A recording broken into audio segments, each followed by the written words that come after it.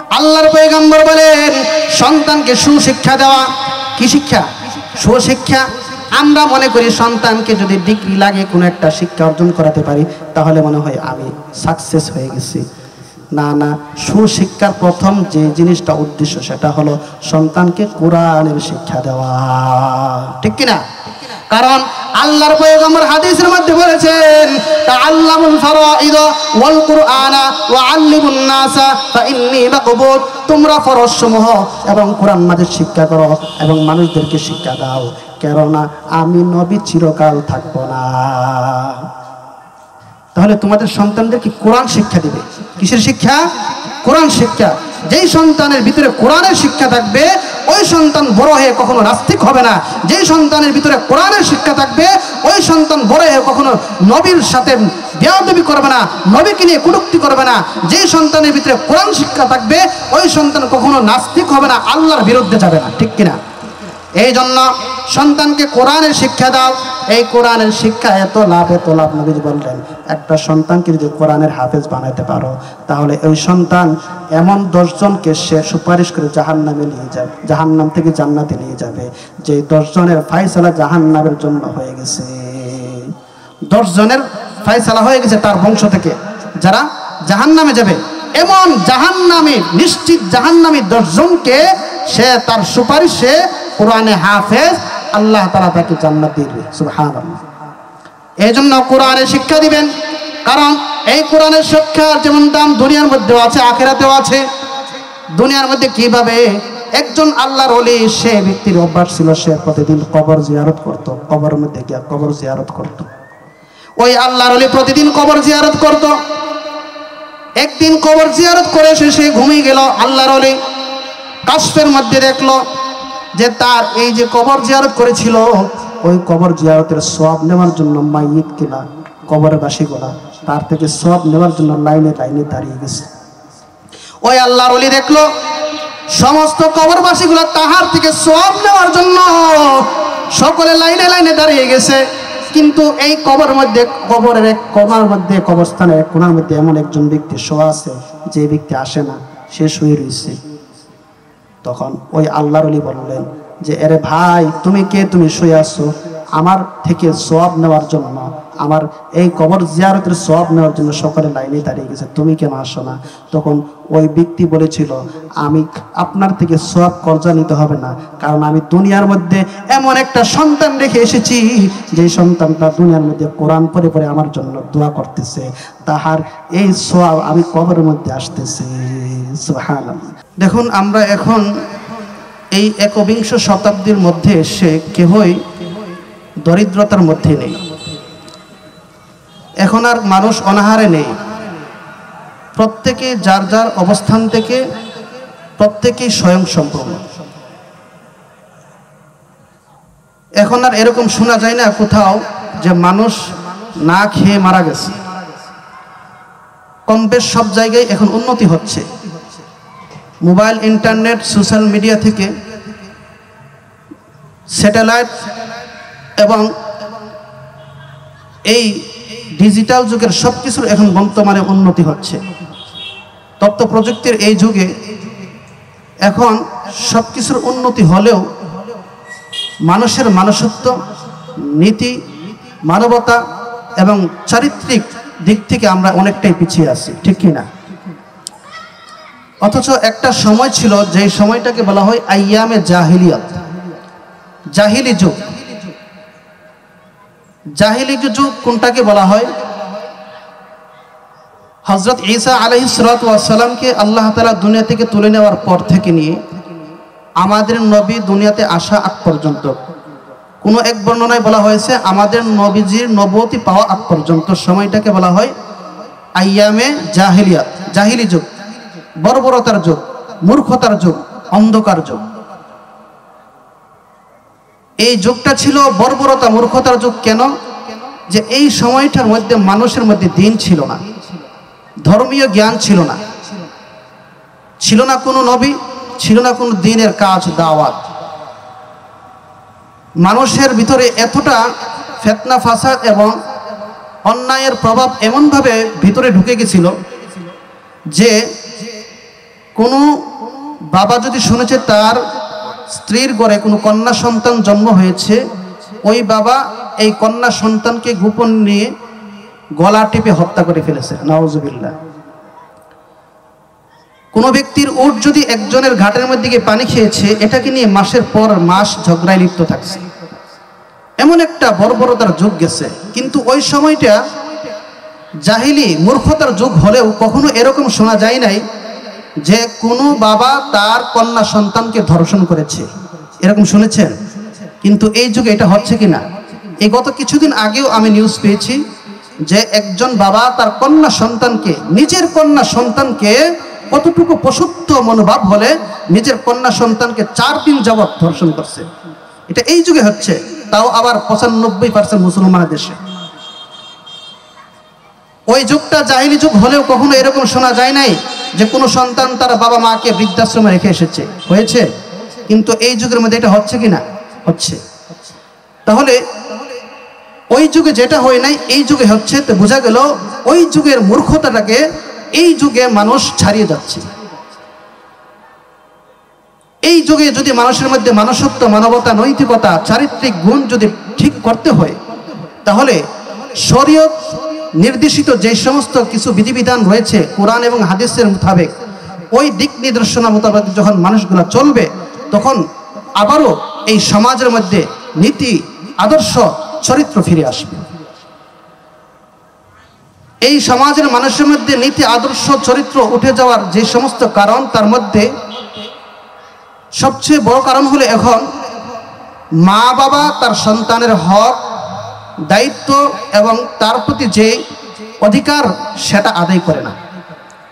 তেমনিভাবে সন্তান ও মা বাবার প্রতি যে হক, দায়িত্ব, অধিকার সেটা আদায় করে না। এজন্য আমি নিয়ত করেছি যতক্ষণ পর্যন্ত আজকে আলোচনা করব, একজন সন্তান তার মা বাবার কাছে কি অধিকার পায়, কি হক পায়, সেই বিষয়ে আলোচনা করব। আমাদের সমাজে দেখা গেছে বিভিন্ন ওয়াইজ, বিভিন্ন বক্তা চমৎকার সুরে কোরআন এবং হাদিসের রেফারেন্স দিয়ে তাহারা মা বাবার হকের বিষয়ে বিভিন্ন আলোচনা করছে এবং করেও। কিন্তু সন্তানও যে মা বাবার প্রতি কিছু হক পাওনা, কিছু অধিকার পায়, এই বিষয়ে আলোচনা খুব কম হয়, ঠিক কিনা? এই জন্য আমি নিয়ত করছি আজকে আলোচনা শুরু করব একটা সন্তান তার মা বাবার প্রতি কি কি হক পায়, এই বিষয়ে আলোচনা। খলিফাতুল মুসলিমিন হযরত ওমর রাদিয়াল্লাহু তাআলা আনহুর যুগে একজন বাবা এসে ওমরের দরবারে অভিযোগ করলো, হে ওমর, আমার সন্তান আমার কথা শুনে না, আমার দেখাশোনা করে না, আমার খেদমত করে না। হে ওমর, তোমার কাছে অভিযোগ করলাম, এই ব্যাপারে আপনি একটা ফয়সালা করুন। ওমর রাদিয়াল্লাহু তাআলা আনহু বলে দিলেন, ঠিক আছে, তুমি যাও, তুমি তোমার সন্তানকে নিয়ে আগামী দিন আমার দরবারে উপস্থিত হবে। কথা মতো ওই ব্যক্তি আগামী দিন তার সন্তানকে সাথে নিয়ে ওমরের দরবারে হাজির। ওমর রাদিয়াল্লাহু তাআলা আনহু ওই সন্তানকে সঙ্গে বসিয়ে বললেন, কি ব্যাপার? তোমার বাবা তোমার ব্যাপারে অভিযোগ করেছে, তুমি নাকি তোমার বাবার খেদমত করো না, তোমার বাবার দেখাশোনা করো না, অভিযোগ কি সত্য? ওই সন্তান ওই সময় ওমর রাদিয়াল্লাহু তাআলা আনহুকে যে জবাব দিয়েছিলেন, বললেন, ও খলিফা ওমর, আমার একটা কথা, হক কি শুধু মা বাবা সন্তানের প্রতি পায়? সন্তান কি মা বাবার কাছে কোনো হক পায় না? তার মানে ওই সন্তান অভিযোগ দিচ্ছে যে খালি মা বাবাই কি সন্তানের কাছে হক পায়, সন্তান কি মা বাবার কাছে কোনো হক পায় না? খলিফা ওমর ওই সময় ওই সন্তান আর বাবাকে সামনে রেখে মৌলিক মা বাবার প্রতি সন্তানের যে 3টা হক রয়েছে, 3টা হকের কথা আলোচনা করেছেন। যদিও কোরআন হাদিসের মধ্যে আরো অনেক হক রয়েছে, ইনশাআল্লাহ প্রতিটা হকের কথা একে একে আলোচনা করব। খলিফা ওমর 1 নাম্বার, প্রতিটা সন্তান তার মা বাবার কাছে যে হক পায়, 1 নাম্বার হকের কথা বললেন যে একটা সন্তান তার বাবার কাছে সর্বপ্রথম যে হকটা পায় সেই হকটা হলো 1 নম্বর, প্রতিটা বাবার কাছে একটা সন্তান দিনদার মা উপহার হিসেবে পান। দিনদার ভালো একটা মা প্রতিটা সন্তান বাবার কাছে এটা উপহার হিসেবে চান এটা তার অধিকার, পাওনা। এখন ভালো মা বলতে আমরা কি বুঝি?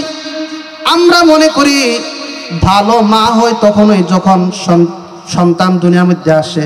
একটা বাবা যখন একটা মেয়েকে বিবাহ করে, বিবাহের পরে সন্তান আসে, তাহলে দেখুন এই সন্তানটা দুনিয়ার মধ্যে আসার আগে আগেই প্রতিটা বাবার কাছে একটা দিনদার মা উপহার হিসাবে পান।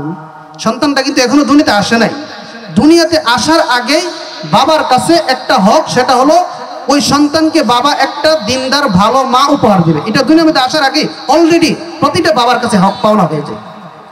আমরা মনে করি ভালো মা বলতে এমন যে মাটা হবে চামড়া সুন্দর, যে মা হবে কোনো জমিদারের কন্যা, যে মার কোনো গুণাগুণের শেষ নাই। কিন্তু না না, আল্লাহর পয়গম্বর হাদিসের মধ্যে বলেছেন মেয়েদের কি বিবাহ করা হয় চারটা জিনিস দেখে। তুনকাহুল মারআতু লিআরবাইন, লিহুসনিহা ওয়া লিমালিহা ওয়া লিহাসাবিহা ওয়া লিদীনিহা ফাজফার বিযাতিদ দ্বীন। আল্লাহর পয়গম্বর বলেন তোমরা যখন মেয়েদের কি বিবাহ করবে চারটা গুণ দেখবে। কয়টা গুণ? চারটা গুণ দেখবে। 1 নম্বর গুণ তার সৌন্দর্য, 2 নম্বর গুণ তার মাল সম্পদ, 3 নম্বর গুণ মেয়ের বংশীয় পরিচয়, 4 নম্বর গুণ তার ধর্মীয় জ্ঞান, দিনদারিত্ব। আল্লাহর পয়গম্বর বলেন ধরো কোনো মেয়ের মধ্যে যদি 4টা গুণই পাওয়া যায় তাহলে তো আর কথাই নাই, নূরুন আলা নূর, সোনাই সোহাগা পেয়ে গেছো।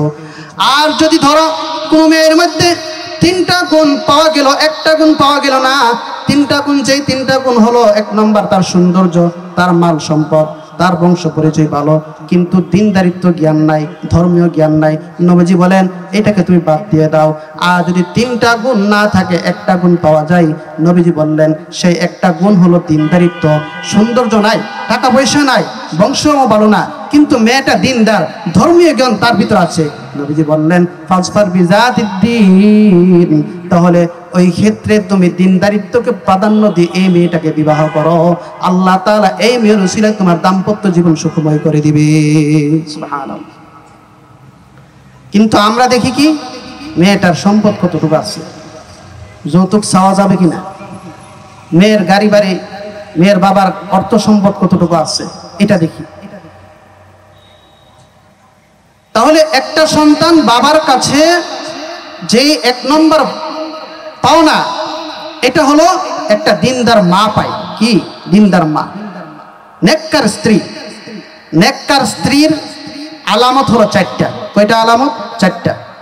নেককার স্ত্রীর আলামত, নেককার স্ত্রী চিনার উপায় হলো 4টা। নবীজি হাদিসে বলেন ইন আমারাহা আতাআতহু, যখন নেককার স্ত্রীকে স্বামী কোনো আদেশ করে সে আদেশ সঙ্গে সঙ্গে পালন করে। 2 নম্বর নেককার স্ত্রী চিনার উপায় হলো যে স্বামী যখন তার দিকে তাকায়, ওয়া ইন নাযারা ইলাইহা সাররাতহু, স্বামী যখন তার দিকে তাকায় সে স্বামীকে খুশি করে দেয়। সুবহানাল্লাহ। স্বামীকে খুশি করে দেয় মানে হলো, কথার কথা ধরুন স্বামী সকালবেলা অফিসে গেল, বিকেলবেলা বাড়িতে ফিরলো, ঘরে ঢোকা মাত্র স্ত্রীকে বলল বউ আমার জন্য 1 গ্লাস পানি নিয়ে আসো।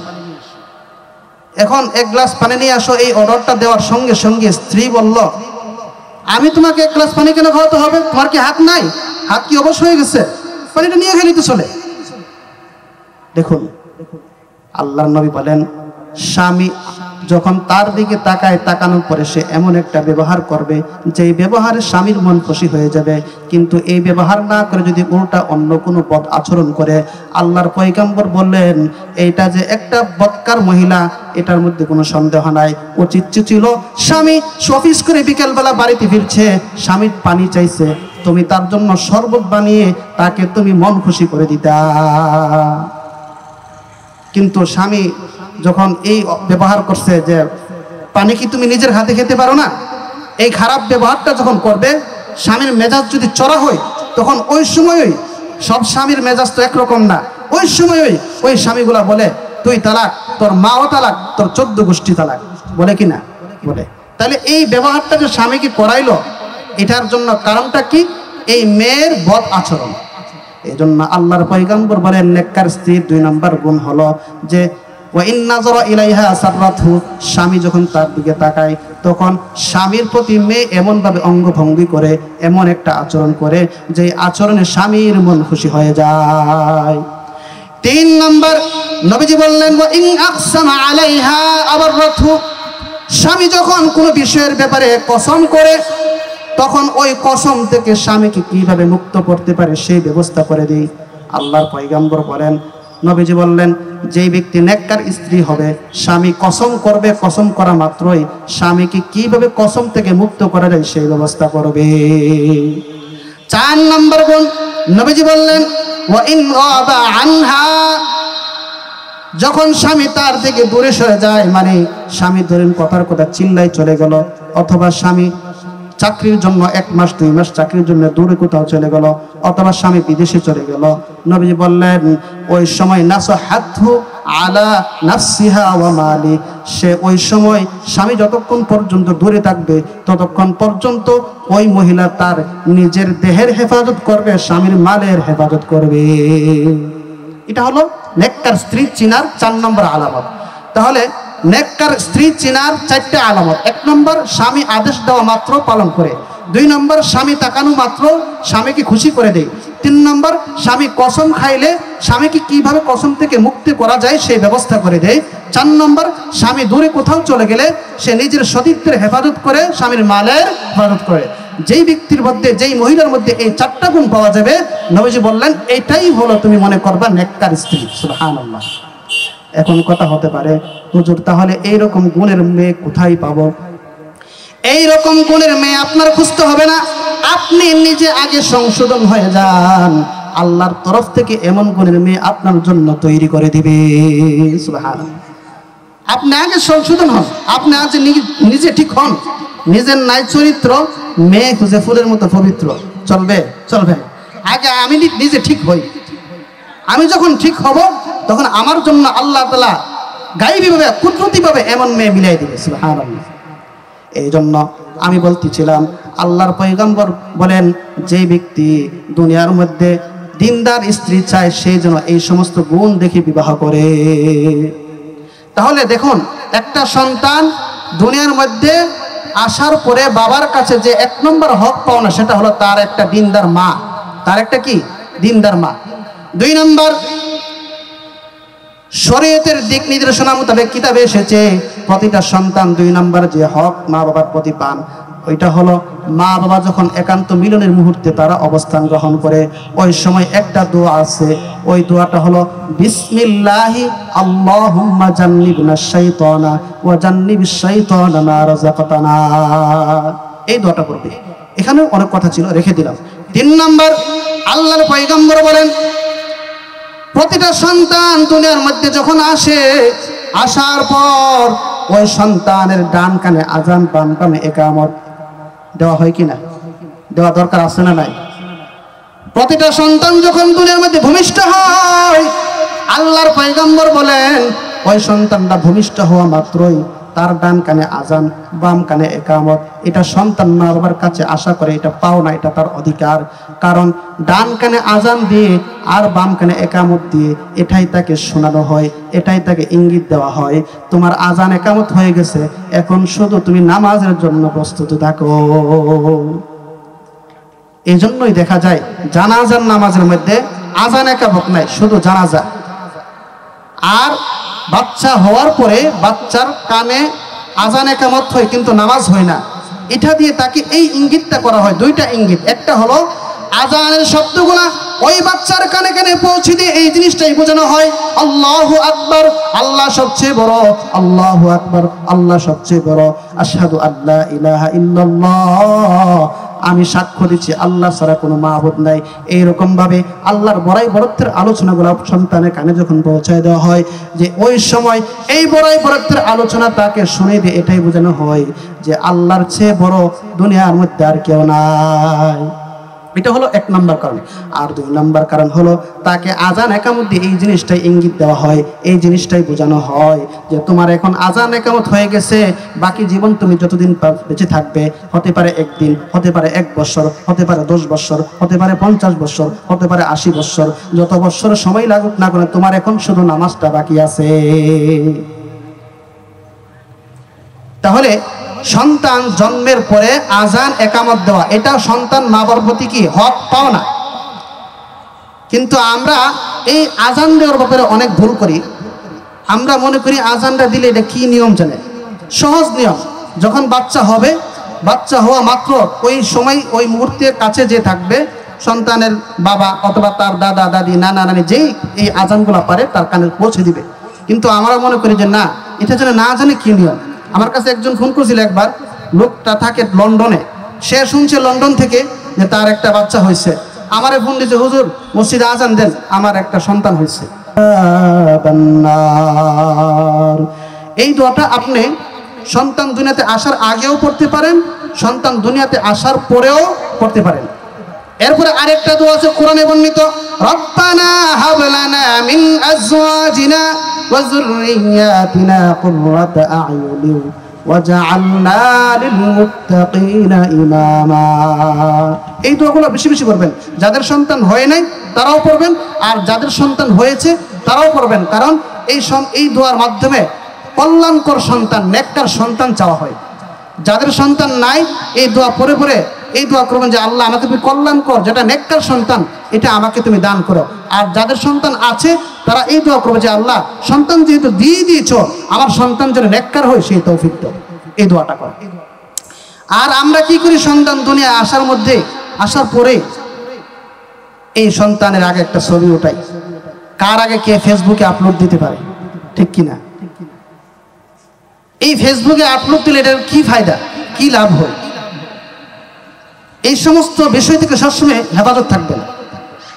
আল্লাহর পয়গম্বর বলেন, দুনিয়ার মধ্যে যখন সন্তান আসে তখন তার জন্য তোমরা দোয়া করবা। এটা হলো 4 নম্বর হক।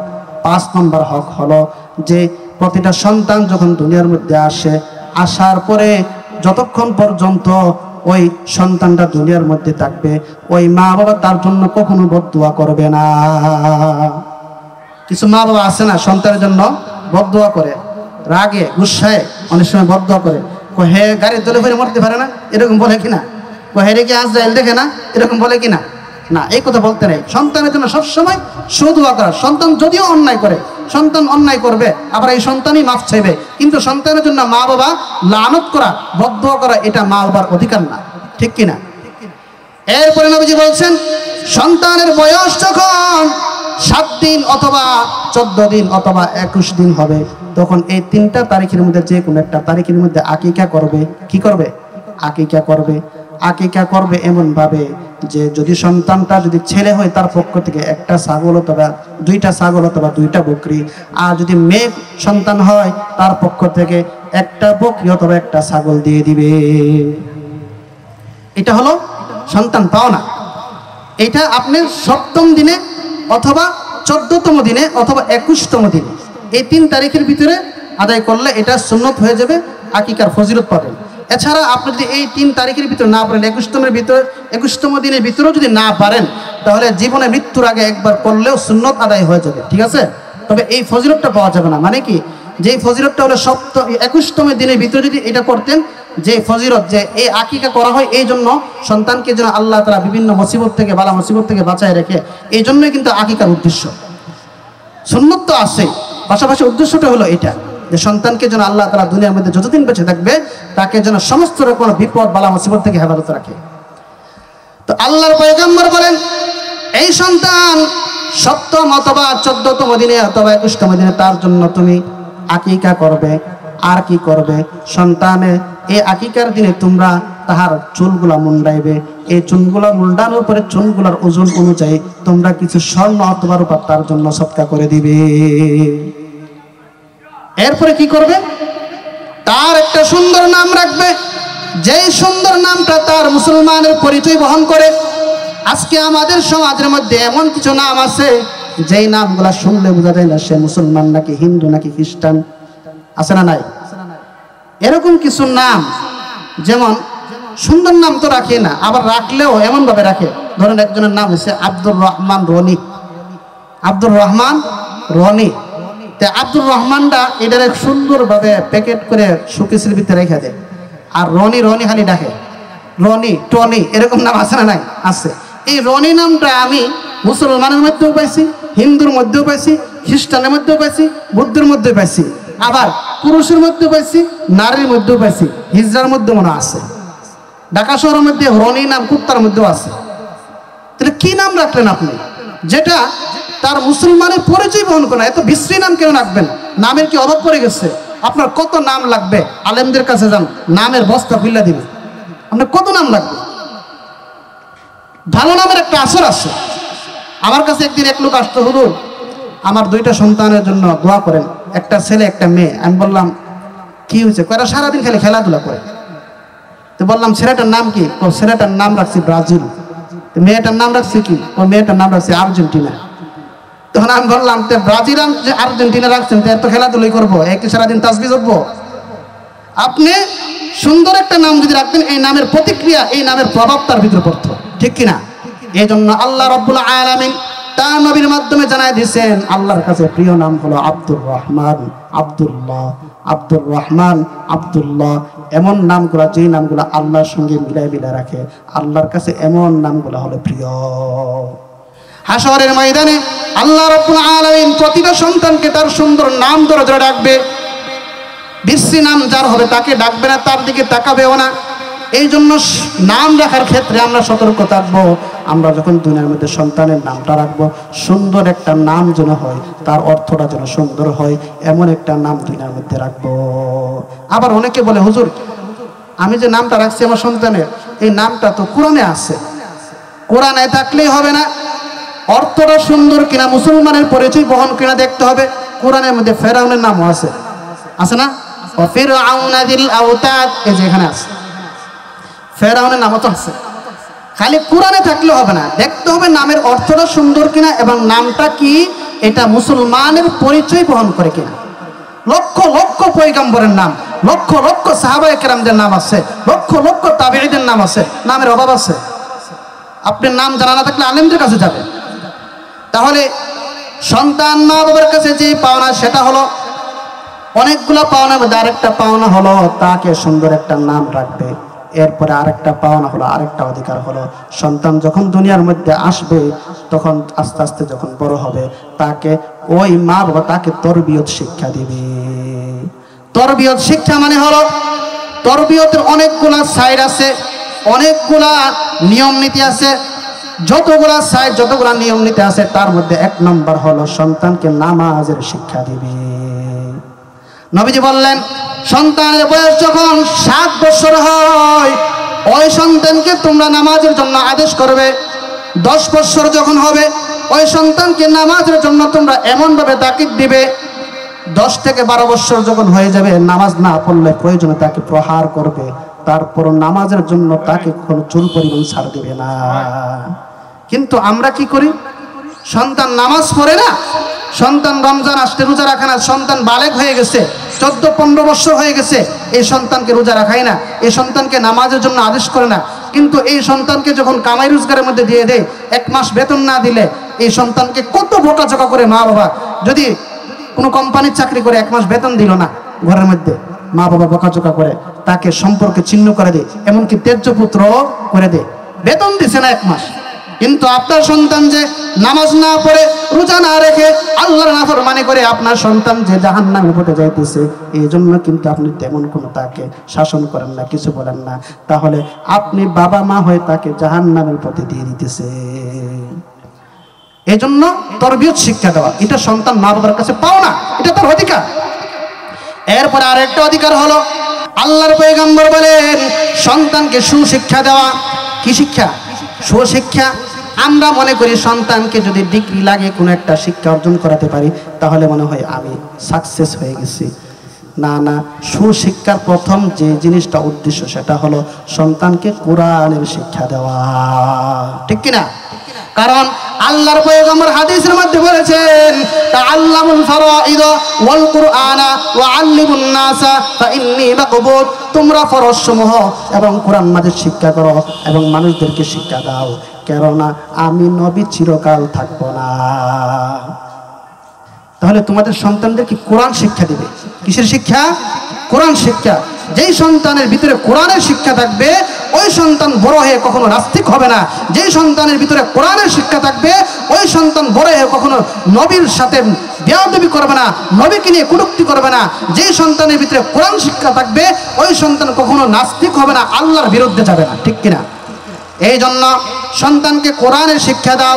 এই কোরআনের শিক্ষা এত লাভ নবীজি বললেন, একটা সন্তানকে যদি কোরআনের হাফেজ বানাইতে পারো তাহলে ওই সন্তান এমন 10 জনকে সে সুপারিশ করে জাহান্নামে নিয়ে যাবে, জাহান্নাম থেকে জান্নাতে নিয়ে যাবে। যে 10 জনের ফায়সালা জাহান্নামের জন্য হয়ে গেছে, 10 জনের ফায়সালা হয়ে গেছে তার বংশ থেকে যারা জাহান্নামে যাবে। এমন জাহান্নামী, নিশ্চিত জাহান্নামী 10 জনকে সে তার সুপারিশে কোরআনে হাফেজ আল্লাহ তাআলা তাকে জান্নাত দিবে। সুবহানাল্লাহ। এই জন্য কোরআনের শিক্ষা দিবেন, কারণ এই কোরআনের শিক্ষার যেমন দাম দুনিয়ার মধ্যেও আছে আখিরাতেও আছে। দুনিয়ার মধ্যে কিভাবে একজন আল্লাহর ওলি, সে ব্যক্তির অভ্যাস ছিল সে প্রতিদিন কবর জিয়ারত করত, কবরের মধ্যে গিয়ে কবর জিয়ারত করত। ওই আল্লাহর ওলি প্রতিদিন কবর জিয়ারত করত।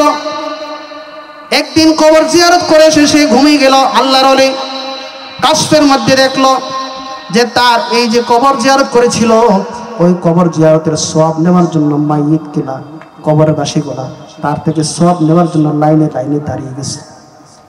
ওই আল্লাহর ওলি দেখলো সমস্ত কবরবাসীগুলা তাহার থেকে সওয়াব নেওয়ার জন্য সকলে লাইনে লাইনে দাঁড়িয়ে গেছে, কিন্তু এই কবরের মধ্যে, কবরের এক কোণার মধ্যে, কবরস্থানের এক কোণার মধ্যে এমন একজন ব্যক্তি শোয়া আছে, যে ব্যক্তি আসে না, সে শুয়ে রয়েছে।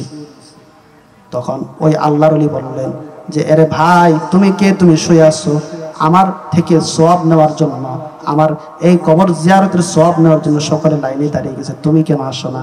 তখন ওই ব্যক্তি বলেছিল, আমি আপনার থেকে সওয়াব কর্জা নিতে হবে না, কারণ আমি দুনিয়ার মধ্যে এমন একটা সন্তান রেখে এসেছি যে সন্তানটা দুনিয়ার মধ্যে কোরআন পড়ে পড়ে আমার জন্য দোয়া করতেছে, তাহার এই সওয়াব আমি কবরের মধ্যে আসতেছে। সুবহানাল্লাহ। সুতরাং আমি আপনার কাছ থেকে কর্জা নিতে হবে না। কিছুদিন পর আবার ওই আল্লাহর ওলি আবার ওই কবরস্থান জিয়ারত করে গিয়ে রাত্রেবেলা ঘুমিয়ে গেল। আবার স্বপ্নে দেখলো ওই কবরবাসীগুলো আবার তার থেকে সওয়াব নেওয়ার জন্য লাইনে দাঁড়িয়ে গেছে, কিন্তু ওই দিন ওই ব্যক্তিও ঘুমিয়ে থাকে নাই, ওই ব্যক্তিও তাদের সাথে সাথে লাইনের মধ্যে দাঁড়িয়ে গেছে। আল্লাহর ওলি বলল, এ ভাই এতদিন পর্যন্ত তুমি আমার কাছ থেকে সওয়াব নেও নাই, আজকে কেন তাদের সঙ্গে দাঁড়িয়ে গেলে? ওই ব্যক্তি বলল, আমার যেই ব্যক্তি দুনিয়ার মধ্যে আমাকে এতদিন পর্যন্ত কোরআনের শিক্ষা করত, কোরআন শিক্ষা করে কোরআন পড়ে পড়ে আমার জন্য দোয়া করত, আমার একটা সন্তান ছিল, ওই সন্তানটা আজকে দুনিয়ার মধ্যে নাই, কবরে শুয়ে গেছে। আমার আজকে সওয়াব আসার কোনো ইনকামের ব্যবস্থা নাই, এই জন্য আমি আজকে তোমাদের সাথে তাদের সাথে আমি আজকে সওয়াব নেওয়ার জন্য দাঁড়িয়ে গেলাম। সুবহানাল্লাহ। তাহলে বোঝা গেল নেককার সন্তান যদি দুনিয়ার মধ্যে রেখে যায়, ওই সন্তান যখন কোরআন তেলাওয়াত করে ওই কোরআন তেলাওয়াতের সওয়াব প্রতিটা মা বাবা কবরে শুয়ে শুয়ে পায়। তাহলে কোরআনের শিক্ষা দরকার আছে না নাই? এই জন্য সন্তান মা বাবার প্রতি যে পাওনা তার মধ্যে আরেকটা হলো কোরআনের শিক্ষা দেওয়া। এরপরে নবীজি বললেন, যখন সন্তানের বিয়ের বয়স হবে তাকে সময় মতো বিয়ে দিয়ে দেওয়া। কিন্তু আমাদের সমাজের মধ্যে অনেক ভুল আছে। প্রতিটা বাবা মা এখন মনে করে যে সন্তান তো এখনো বিয়ের বয়স হয় নাই, 24 বছর 25 বছর হয়ে গেছে, বলে না এখনো তো নিজের পায়ে দাঁড়াতে পারে নাই। আপনার সন্তান নিজের পায়ে দাঁড়াতে দাঁড়াতে মাথার চুল সব পড়ে গেছে, আপনি এখনো মনে করতেছেন বিয়ের বয়স হয়নি। কোন সময় বিয়ের বয়স হবে? তবে নবীজি বললেন, একটা সন্তান যখন প্রাপ্তবয়স্ক হবে, বালেগ হবে, ওই বালেগ হওয়ার পর থেকে নিয়ে বিয়ে করা আগ পর্যন্ত যত অগোচরে যৌবনের তাড়নায় সন্তানটা গুনাহ করবে, প্রতিটা গুনার দায়ভার মা বাবার কাঁধে যাবে। এই জন্য সন্তানের যখন বয়স হয়ে যায়, বিবাহের সময় হয়ে যায়, দ্রুত বিবাহ করে দেন। কারণ যুগ ভালো না, সময় ভালো না, গুনাহের কত পরিবেশ চতুর্দিকে। তখন এই যৌবনের তাড়নায় যে ছেলেটা যুবকটা যে গুনাহ করতেছে, এই গুনাহগুলা আপনি বাবা মা হয়ে তাকে যে বিবাহ করাচ্ছেন না, এই জন্য এই যুবকের প্রতিটা গুনাহের দায়ভার মা বাবা নিতে হবে, ঠিক কিনা? এই জন্য সময় মতো বিবাহ দেওয়া। কিন্তু আমরা মনে করি বিবাহ করলে তাকে খাওয়াবে কে, যে স্ত্রী বাড়ির মধ্যে আনবে এই স্ত্রী ভরণ পোষণ কে দিবে, তার রিজিকের ব্যবস্থা কে করবে? আল্লাহ তাআলা কোরআনের মধ্যে জানায় দিয়েছেন যে আনকিহুল আয়ামা মিনকুম ওয়াস-সালিহিনা মিন ইবাদিকুম ওয়া ইমাইকুম ইয়াকুনু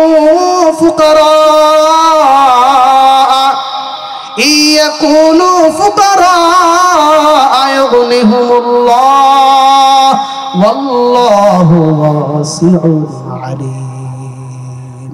আল্লাহ রাব্বুল আলামিন বলেন, তোমাদের মধ্য থেকে যে সমস্ত সন্তানরা বিবাহ করে নাই, যারা এখনো অবিবাহিত আছে তাদেরকে বিবাহ করায় দাও।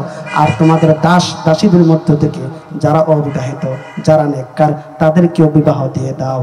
আর যদি তারা গরিব হয়, অসহায় হয়, তোমাদেরকে আল্লাহ তাআলার পক্ষ থেকে তোমরা যদি তাদেরকে বিবাহ দিয়ে দাও, আল্লাহর পক্ষ থেকে তাদের রিজিকের ব্যবস্থা আল্লাহ তাআলা করে দিবে।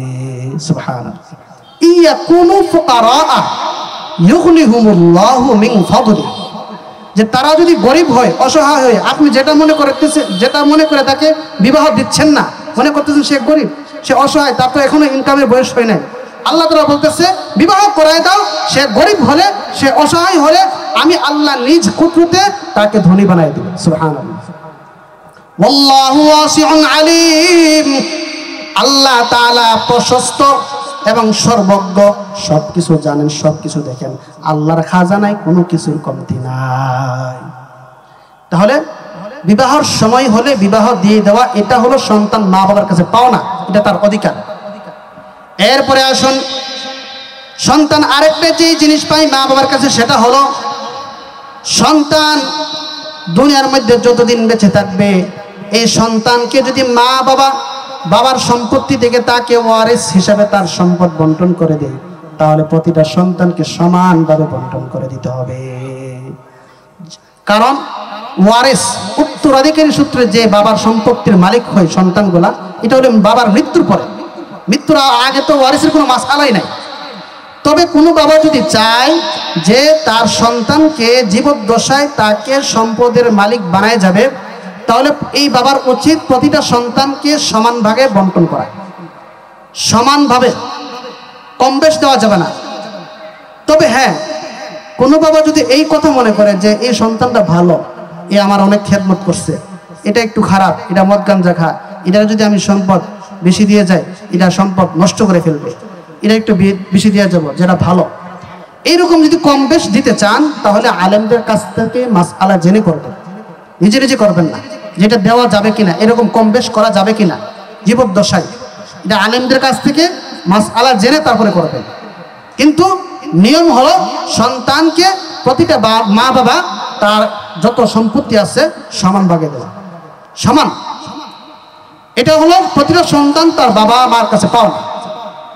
এরপরে আসুন, আল্লাহর পয়গম্বর বলেন, দুনিয়ার মধ্যে প্রতিটা সন্তান যখন আসার পরে তার মা বাবার কাছ থেকে সে উত্তম ব্যবহার পায়। যখন দুনিয়ার মধ্যে আসে, মা বাবা যেন তার সাথে কখনো খারাপ আচরণ না করে। কারণ আপনি যদি আপনার সন্তানের সাথে ভালো আচরণ করেন, তাহলে আপনার সাথেও আপনার সন্তান ভালো আচরণ করবে। আর যদি আপনি খারাপ আচরণ করেন, তাহলে ওই সন্তানও আপনার সঙ্গে কি করবে? খারাপ আচরণ করবে। আপনি যেটা করবেন আপনাকে দেখে দেখে ওই সন্তান শিখবে। আপনি সন্তানের সামনে গালিগালাজ করতেছেন, অহেতুক কথা বলতেছেন, নাটক সিনেমা দেখতেছেন, তাহলে আপনার সন্তান তো আপনাকে দেখে এটাই শিখবে, এটাই স্বাভাবিক। এই জন্য যেমন গাছ তেমন ফল, গাছের তলে যেমন মেহনত করবেন, ফল এরকমই আশা করবেন। এখন গাছই ভালো না, ফল কি ভালো হইব? এই জন্য ভাইরা, আমরা এইগুলা খেয়াল করব। এরপরে আল্লাহর পয়গম্বর বলেন, সন্তানের যে হকগুলা বলা হয়েছে, প্রতিটা সন্তান এতক্ষণ পর্যন্ত যে হকগুলা বলা হয়েছে, এই হকগুলা যদি মা বাবা আদায় না করে, তাহলে ওই সন্তান হাসর ময়দানে কি বলবে শুনবেননি? ওই সন্তানগুলা ওই সময় হাসর ময়দানে মা বাবার বিরুদ্ধে আল্লাহর কাছে অভিযোগ দেবে। কি অভিযোগ? ওই সময় বলবে, ওয়াকালু রব্বানা ইন্না আতা'না সাদাতানা ওয়া কুবারা'না ফা'আদাল্লুনা আস-সাবিলা রব্বানা আতিহিম দি'ফাইনি মিনাল আযাবি ওয়াল'আনহুম লা'নান কাবীরা। ওই সময় হাসরের ময়দানে মা বাবা যদি তার সন্তানের হক আদায় না করে যায়, হাসরের ময়দানে ওই সন্তানগুলো মা বাবার বিরুদ্ধে আল্লাহর দরবারে মামলা দায়ের করবে আর বলবে, আয় আল্লাহ, আমাদের মা বাবাদের কারণে আমরা তাদের আনুগত্য করার কারণে, বড়দের কথা মানার কারণে, নেতাদের কথা মানার কারণে দুনিয়ার মধ্যে তাদের কথা মানতে গিয়ে আমরা আজকে সরল সঠিক পথ থেকে পথভ্রষ্ট হয়েছিলাম। আয় আল্লাহ, আপনি তাদেরকে দ্বিগুণ আযাব দিয়ে দিন। ওই সময় বলবে, রব্বানা আতিহিম দিফাইনি মিনাল আযাবি ওয়ালআনহুম লা'নান কাবীরা। আয় আল্লাহ, আপনি তাদেরকে দ্বিগুণ আযাব দিয়ে দিন আর তাদেরকে মহা অভিশপ্ত দান করুন। আযাব দিবে, আবার তাও চাইবে দ্বিগুণ আযাব দিয়ে দিন। কারণ এই মা বাবাদের কারণে আমরা গুনাহ করছি। বিয়ার সময় হয়েছে, বিয়া করাইছে না, এই জন্য আমি যৌবনের তাড়নায় গুনাহ করছি। এরকম ভাবে সে বিভিন্ন গুনাহের কথা আল্লাহর সামনে উল্লেখ করবে, যেই গুনাহগুলা মা বাবা যদি সঠিকভাবে দায়িত্ব পালন করত, ওই সন্তান গুনাহগুলা করতে পারতো না। ওই জন্য ওই সময় হাসরের ময়দানে ওই সন্তানগুলা মা বাবার বিরুদ্ধে আল্লাহর কাছে অভিযুক্ত। আপনি যদি সকল চেষ্টা করার পরে, মেহনত চেষ্টা করার পরে আপনার সন্তানের প্রতি পরে সন্তান নষ্ট হয়ে যায়, এই ব্যাপারে আপনার কোনো দায়িত্ব নেই। কিন্তু আপনি যদি সাধ্য সামর্থ্য থাকা সত্ত্বেও আপনার সন্তানকে শাসন করে যান নাই, তার প্রতি মেহনত করে যান নাই, তাকে যেই উপায়ে গেলে সে ভালো হবে সেই সুসন্তান গড়ে তুলে যান নাই, এই জন্য আপনার চেষ্টা অনুযায়ী আপনার বিচার হবে। চেষ্টা করে যাওয়ার পরে যদি নষ্ট হয়ে যায়, এই জন্য আল্লাহ আপনাকে ধরবেন, তো আপনি চেষ্টাই করেন নাই। এই জন্য আল্লাহ রাব্বুল আলামিন কোরআনের মধ্যে জানাই দিয়েছেন, ইয়া আইয়ুহাল্লাযীনা আমানু লা তুলহিকুম আমওয়ালুকুম ওয়ালা আওলাদুকুম আন যিকরিল্লাহ ওয়া মান ইয়াফআল যালিকা ফাউলাইকা হুমুল খাসিরুন। আল্লাহ পাক বলেন, হে ঈমানদারগণ, লা তুলহিকুম আমওয়ালুকুম ওয়ালা আওলাদুকুম, তোমাদের সন্তান, তোমাদের মাল সম্পদ যেন আল্লাহর জিকির থেকে তোমাদেরকে গাফেল না করে। ওয়া মান ইয়াফআল যালিকা, আর যদি কোনো ব্যক্তিকে এইরকম আল্লাহর স্মরণ থেকে তার মাল সম্পদ, তার সন্তান গাফেল করে দেয়, আল্লাহ তাআলা জানাই দিয়েছেন, ফাউলাইকা হুমুল খাসিরুন, তারা দুনিয়ার মধ্যে ক্ষতিগ্রস্ত হবে, আখিরাতের মধ্যে ধ্বংস হয়ে যাবে। তাহলে সন্তান যেন আর সম্পদ যেন, কারণ মানুষ গুনাহ করে এই দুইটার জিনিসের কারণে, সম্পদ কামাই করতে গিয়ে আর সন্তানকে ভালো রাখতে গিয়ে, এই দুইটা জিনিসের কারণে মানুষ গুনাহ করে। এই জন্য আল্লাহ তাআলা সতর্ক করে দিয়েছেন মুসলমানদেরকে, ইমানদারদেরকে উদ্দেশ্য করে বলছেন যে, হে ইমানদারগণ, তোমাদের সন্তান এবং তোমাদের সম্পদ যেন আল্লাহর জিকির থেকে তোমাদেরকে গাফেল না করে। যদি করে তাহলে জেনে রাখবে তোমরা ক্ষতিগ্রস্ত হবে। কি করবে? ক্ষতিগ্রস্ত হবে। তাহলে আমার সন্তান নামাজ পড়ে না, নামাজ না পড়ার কারণে আমি যে আমার সন্তানকে তাকিদ দেই নাই, তাকে বুঝাই নাই, অথচ নামাজ হলো শ্রেষ্ঠ ইবাদত। নামাজ হলো ইবাদতের মধ্যে শ্রেষ্ঠ ইবাদত। আল্লাহর পয়গম্বর হাদিসের মধ্যে বলেন, মান তারাকা সালাতান মুতাআম্মিদান ফাকাদ কাফার, যেই ব্যক্তি ইচ্ছাকৃতভাবে নামাজ ছেড়ে দিল সে যেন কুফরি করল। আর আল্লাহর বান্দা যারা মুসলমান এবং যারা কাফের, মুসলমান এবং কাফের মধ্যে পার্থক্য হলো নামাজ। কাফেররা নামাজ পড়ে না, মুসলমান নামাজ পড়বে। এই মুসলমান এবং কাফের মধ্যে পার্থক্য কি? নামাজ। যে নামাজ পড়ে সে তো মুসলমান হয় না। তাহলে আপনার সন্তান নামাজ পড়ে না, আপনার সন্তান রোজার সময় আসলে রোজা রাখে না, আপনি তাকে তাকিদ দেন নাই, তাকে বুঝান নাই, বলতেছেন রোজার মাস আসলে হুজুর হেতু হয় না, আবু রয়েছে, বাবু বাবু বলে রয়েছে, 20 বছর 21 বছর হয়ে গেছে বাবু। আবার অনেকে দেখা গেছে বিয়ে করে 4টা 5টা সন্তান হয়ে গেছে, এখনো বাবু। এটা এই বাবু যে কোন সময় বৃদ্ধ হবে আল্লাহ জানে। তাহলে এক ব্যক্তির নাম রমজান, তখন তাকে জিজ্ঞেস, ভাই আপনি রোজা রাখেন না? কোন নাম? আমার নাম ওই রমজান। ঠিক আছে, তা আমি রোজা রাখি কি করব? তাহলে রোজা রমজান রাখছে, এটা তার নামের সাথে কাজের মিল নাই। আরেক ব্যক্তির নাম বাবু, সে বড় হয়ে গেছে, 4 সন্তানের বাপ, সে এখনো বাবুই তারে ডাকে, সে আর কখনো বৃদ্ধ হবে না। নামের সাথে কাজের মিল নাই।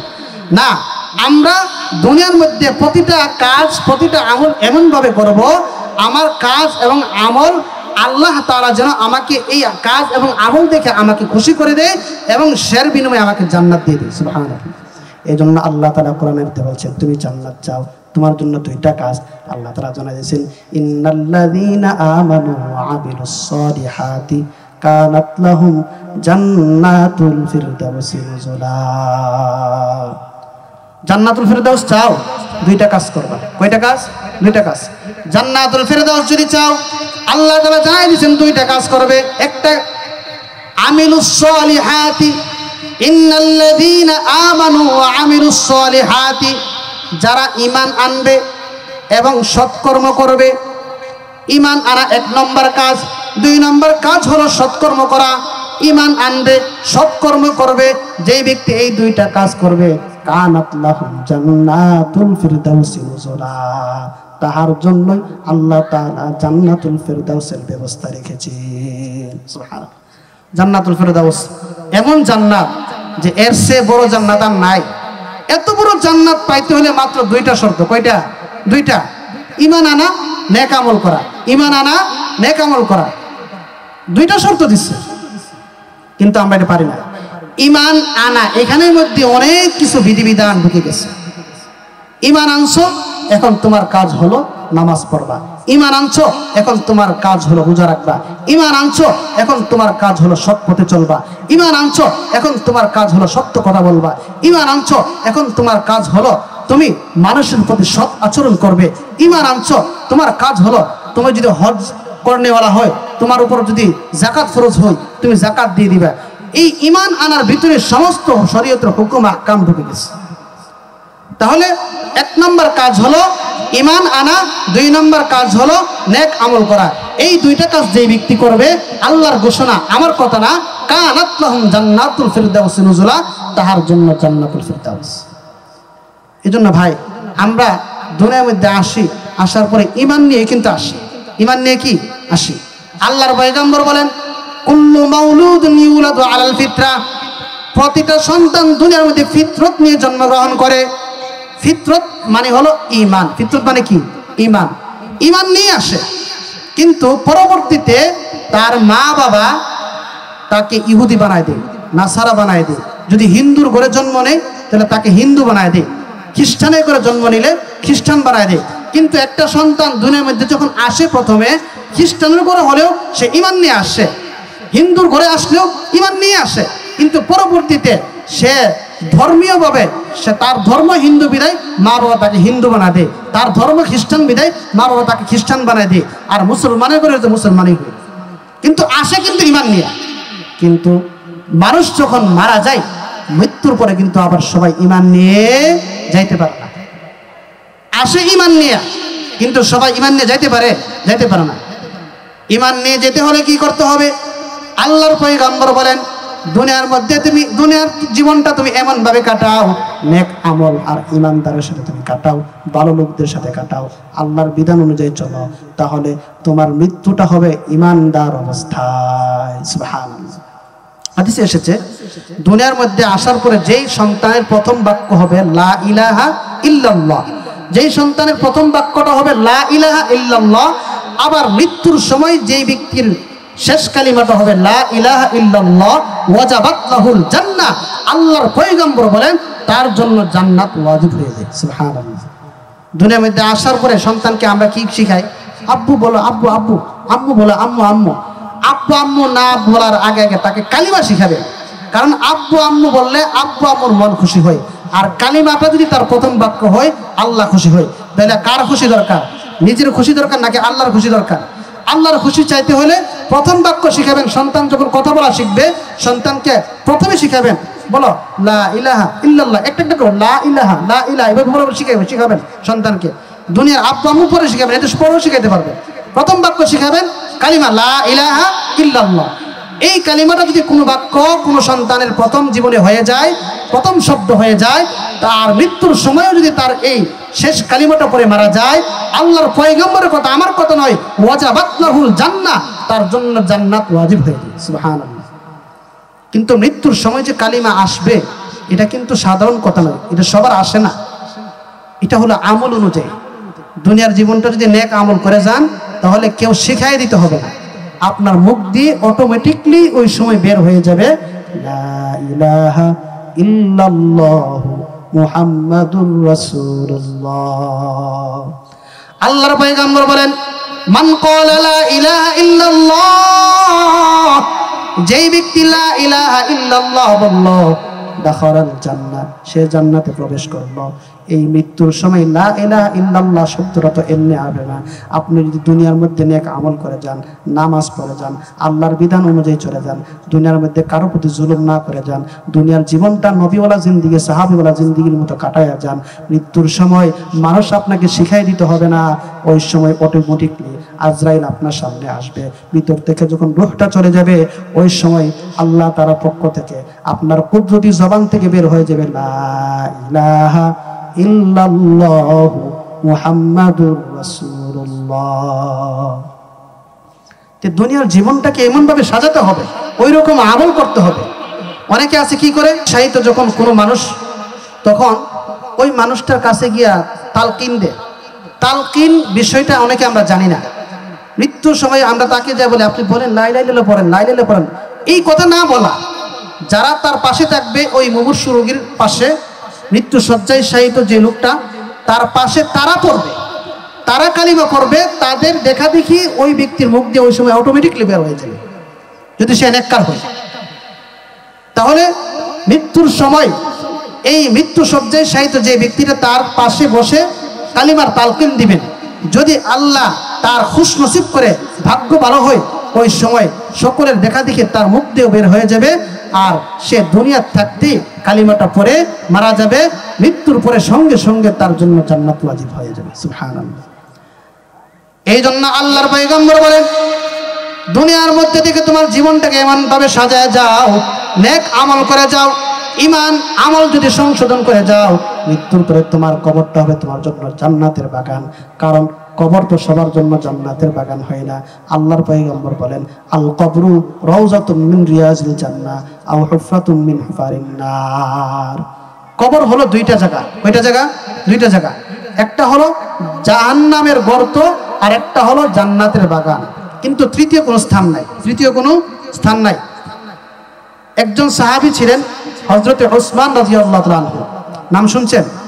উসমান জিন নুরাইন, যিনি জান্নাতের সার্টিফিকেট পেয়েছেন দুনিয়ার মধ্যে।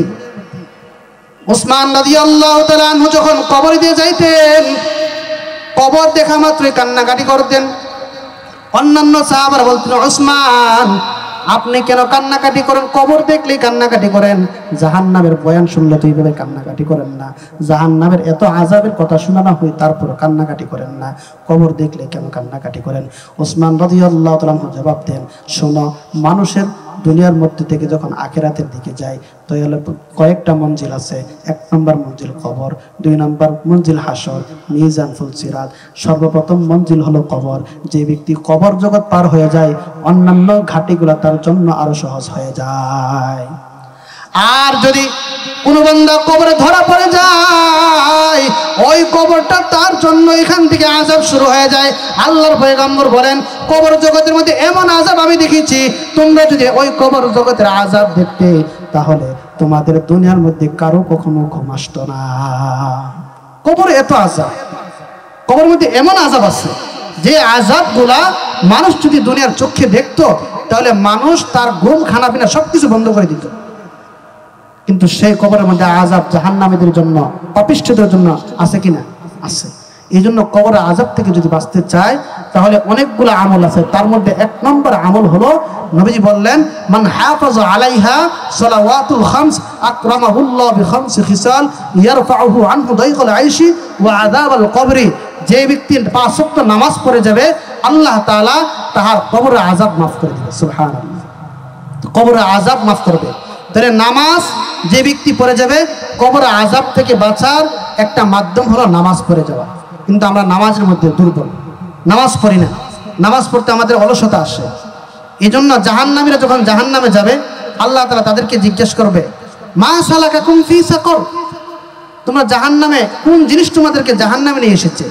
তখন তারা 4টা কারণ বলবে জাহান্নামীরা। 1 নম্বর বলবে, লাম নাকু মিনাল মুসাল্লিন, আমরা মুসল্লি ছিলাম না। কি ছিলাম না? মুসল্লি ছিলাম না। মুসল্লি কারে কয়? সপ্তাহে একবার যে ব্যক্তি জুমার নামাজ পড়ে তাকে বলা হয় মুসল্লি। কোন কিনা? সপ্তাহে একবার যে ব্যক্তি পড়ে তারা মুসল্লি বলা হয়, নাকি যে ব্যক্তি দৈনন্দিন 5 ওয়াক্ত নামাজ পড়ে তাকে বলা হয় মুসল্লি? আল্লাহর পয়গম্বর বলেন, 5 ওয়াক্ত যে ব্যক্তি নামাজ পড়বে, এই নামাজের আমল করতে করতে যদি বান্দা মারা যায়, ওই বান্দা কবরে আযাব আল্লাহ তাআলা মাফ করে দিবে।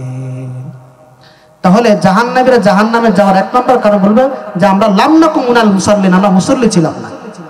ওয়ালাম নাকুম নুতঈমুল মিসকিন, মিসকিনদেরকে আমরা খানা খাওয়াইতাম না। ওয়া কুননা নাখুদু মাআল খাইদিন, আমরা অহেতুক সময় নষ্ট করতাম, সমালোচনাকারীদের সাথে সমালোচনা করতাম। ওয়া কুননা নুকাদ্দিমু বিয়াউমিদ্দিন, আর আমরা আখিরাতের দিবসকে, বিচারের দিবসকে আমরা নুকাদ্দিমু, মিথ্যা মনে করতাম, অহেতুক মনে করতাম, অস্বীকার করতাম। তাহলে এই চার কারণে তারা বলবে আমরা আজকে জাহান্নামে আসতে হয়েছে। আল্লাহ পাক আমাদের প্রত্যেককে দুনিয়ার জীবনকে সুন্দর করে আখিরাতের জন্য প্রস্তুতি করে আল্লাহ পাক যেন আমাদেরকে সেই তৌফিক দান করুন। সকলে বলে আমিন।